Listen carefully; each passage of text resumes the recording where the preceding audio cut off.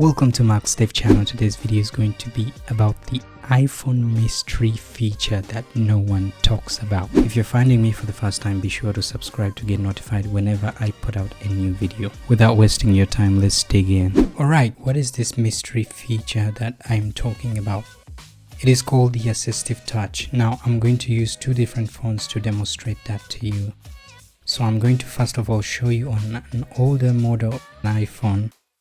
I know most people still use this, and then I can show you on a newer version. So how do we get started with this thing? So where is it located and how do we use it? So first things first, if you're using an older version or if you're using an iPhone that has a home button, all you have to do is tap 3 times on your home button and then you will see this option that will show up on your screen. You can drag this to anywhere. It's kind of flexible. So this is the Assistive Touch, and how is this very helpful? Let me show you. So the first thing I want to show you is how to take a screenshot. Normally when you have to take a screenshot, you press and hold home and power at the same time. That's if you're using a model that has a home button. That's how you do it. Now with this option, you don't have to press any of that. All you have to do is press that and then hit device and then more and then screenshot. So that's going to take the screenshot. Now you might be wondering, why do I have to go through all those steps just to take a screenshot? You know, it doesn't matter how you use your phone. Some people might not be able to press this at the same time. You know, maybe they have a condition or something. So this could be easier. And the other thing is that you can move this option. If you use it more often, you can move it to the front row right here.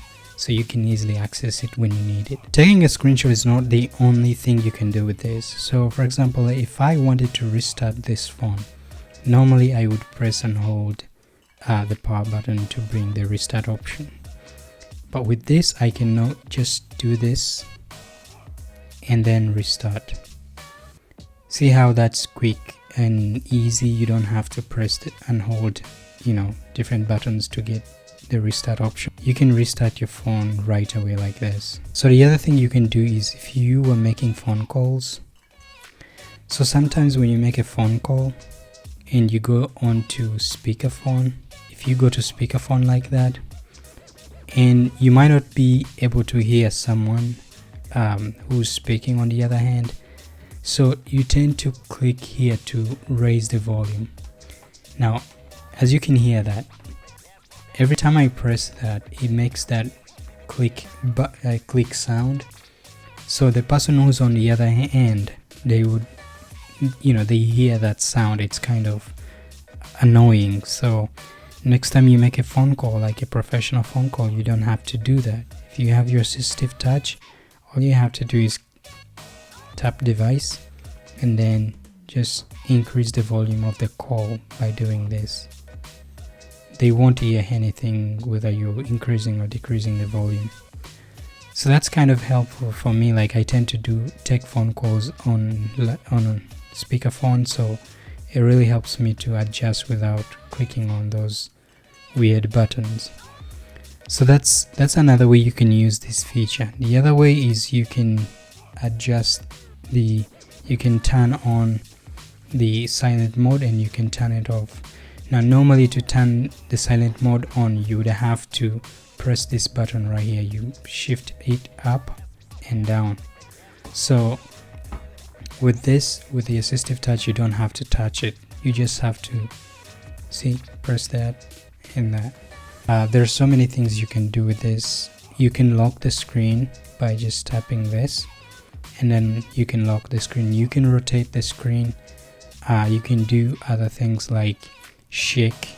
So normally when you're typing something, let's say I was typing this and then I made a mistake and then I want to undo.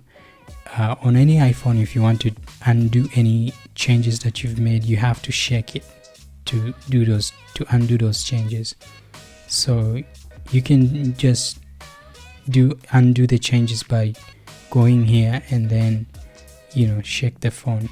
If you shake it, it will undo the changes. We can also customize this to do more things, but I'm going to show you that on a different phone. Right now that we have switched, in order to activate Assistive Touch, go to Accessibility and then Touch and then Assistive Touch and then turn it on. Now I will not go through everything. I just want to show you that you can create custom gestures with this. So if we go back here on custom, you can see that we have custom settings that are already in place, like 3D touch and double tap. We can create new gestures, and we can create them by going to the Assistive Touch and then create new gestures. Make sure you go to settings and then accessibility and then Assistive Touch and then create new gestures. The shortcut for this, if you go home and then custom, you can see that we have 4 spots available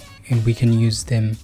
So if I tap on that plus sign, you can see that we can create a new gesture.